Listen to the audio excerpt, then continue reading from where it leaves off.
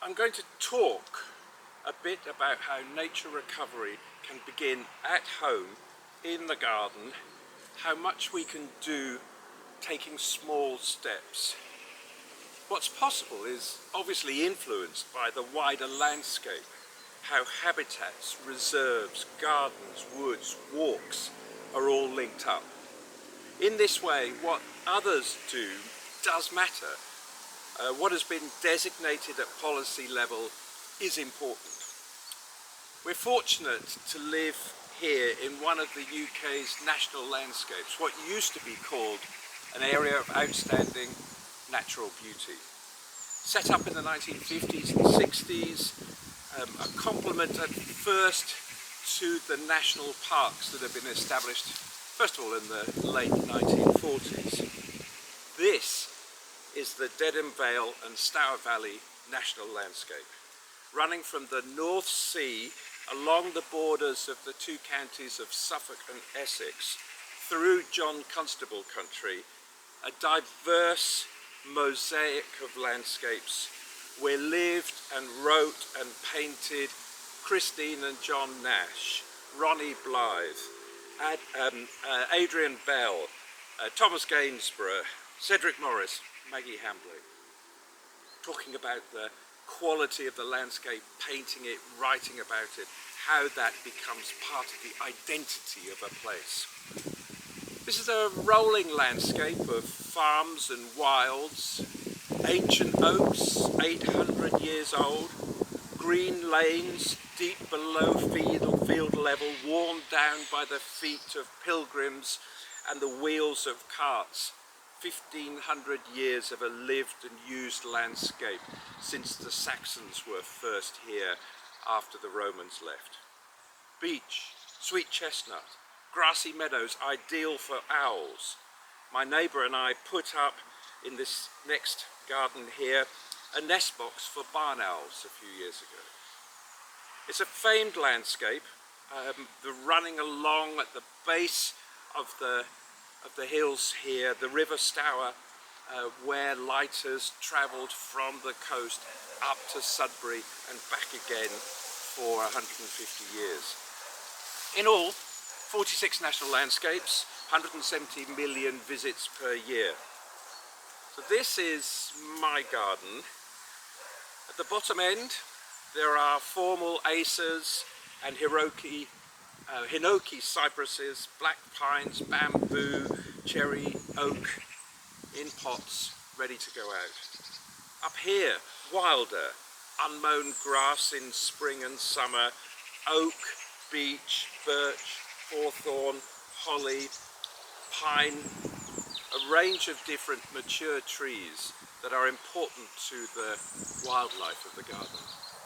I keep account, of course I do. In my early years, starting at school, grasses became my thing. Then flowering plants, birds, now moths. This one garden, I've counted 160 species of flowering plants across a year, 65 species of birds, and a good number of mammals. The thing about nature is that we often frame the discussion around destruction and loss, rightly so, destruction and loss across the whole of the planet. Changing baselines stop us realising just how bad things have become. And yet, at the same time, wondrous recovery that takes your breath away. In the past 20 years here, otters returned to the river. 15 years ago, buzzards first spotted here, the first ones I saw just in the sky above here, being mobbed by two jackdaws. 7 years ago, the first red kites working their way across from Wales in the west all the way to us in the east. Forked tails hovering right up there, low down, just above the treetops in the garden here. Lovely sight. 10 species of bats flying up and down the garden. Then, just recently, returning ravens. 2 right there on the tree. Hugin and Moonin thought and memory of the Norse sagas, the messenger birds of Woden, a beautiful raw old sound in the landscape. At night, caught on our trail camera, fox, deer, badger, hedgehog. These clips taken over the recent years that show the activity when we're all tucked up. The animals are coming to drink when it's dry.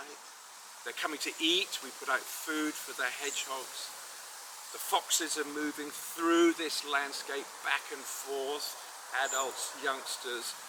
Every day deer, muntjac mainly. Sometimes we can hear roe deer and fallow.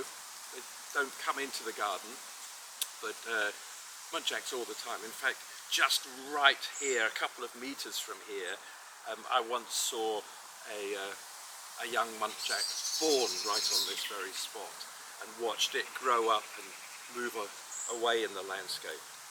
And then one amazing night in 2021, on the camera, right here you can see a polecat, never before spotted in the valley. There it is, coming to the water, the polecat. A kind of wondrous sight, really, and a measure of the things that can happen outside our immediate view. How good it is to have some technology, camera, some device to record that tells us a bit more about the nature that we hope is there and that we hope is responding to our actions.